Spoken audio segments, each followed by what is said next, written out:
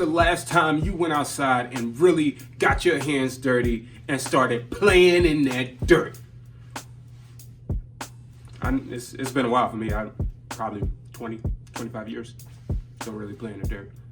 However, with that said, ladies and gentlemen, maybe when it comes to your mental, spiritual, and emotional walk, it's time for you to get your hands dirty and get down into the roots of your life. Good morning, good afternoon, and good evening, ladies and gentlemen. I'm Sir Evans, and today I want to talk about a decision that changed my life. Might change yours too. Now, before we get too deep into this, I want you to make sure that you like, subscribe to the page if you like what you hear.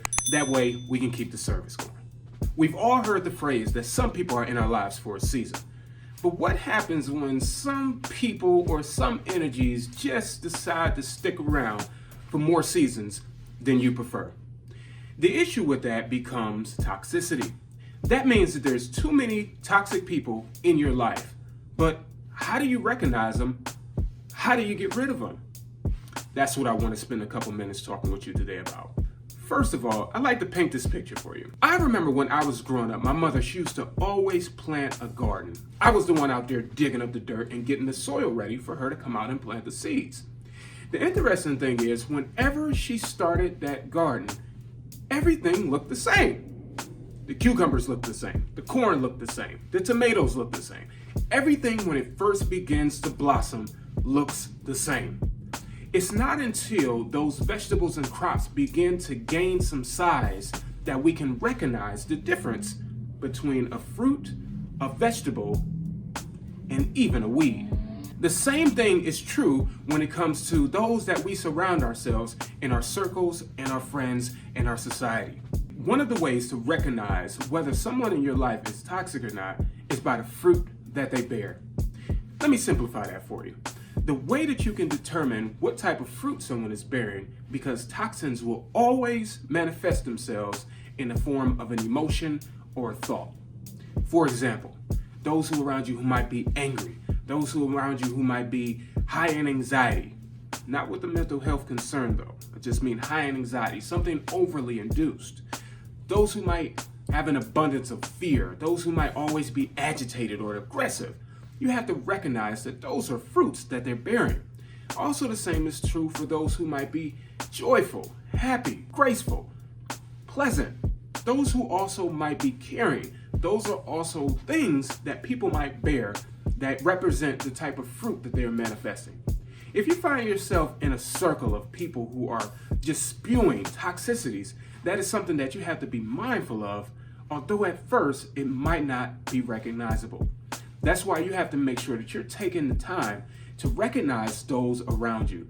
You are the sum of those that you surround yourself with. Here's one of the tricky things though. You can always begin to cut people off, but you still might not cut off the problem. A lot of you, if not all of you, know someone, or you might be that someone who says, I'm getting rid of all the negative energy in my life. I'm cutting off all the toxins for 2019, 2020, 2021, all negative energy got to go. But here's the thing. If you recognize that after all of that cutting that you've been doing, and you still have some type of issue, some type of rotten fruit that's still manifested in your life, you have to stop focusing on the toxins that are around you and start focusing on the toxins that are within you.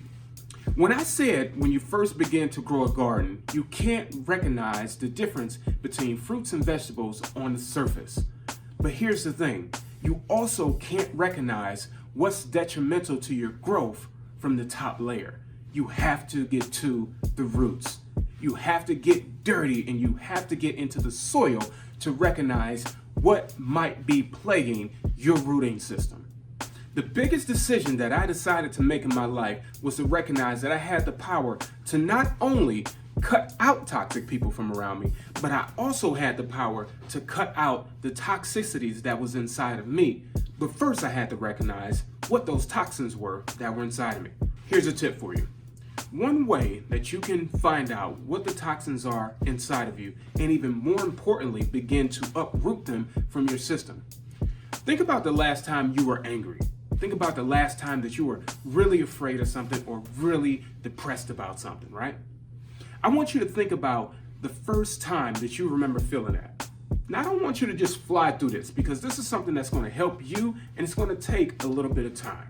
But you have to think about, when is the last time that you remember first feeling that way?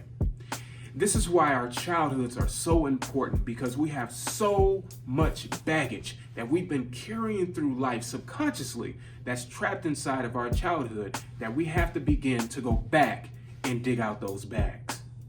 Once you find out what it is that the first time that you began feeling that way, more than likely it's rooted to something that might not be necessary now. For example, you might be afraid of something or hesitant or angry about something that when you were a child, it was used as a defense mechanism. However, you're an adult now and you might not need that same defense mechanisms for life now. However, the body automatically adapts to that situation and automatically uses the same defense mechanism to overcome that situation. The problem is, it's still rooted in your rooting system. So therefore, it's still growing and it's still causing issues.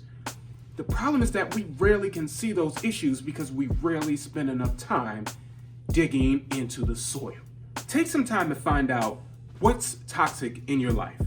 Is it your surroundings or is it you?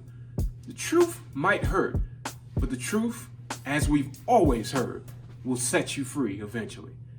Until the next time, ladies and gentlemen, tell a friend who you know who might need inspiration, motivation, and empowerment. Subscribe to the channel only if you like it. And until next week, I Heart Mondays. I hope you do. Salute.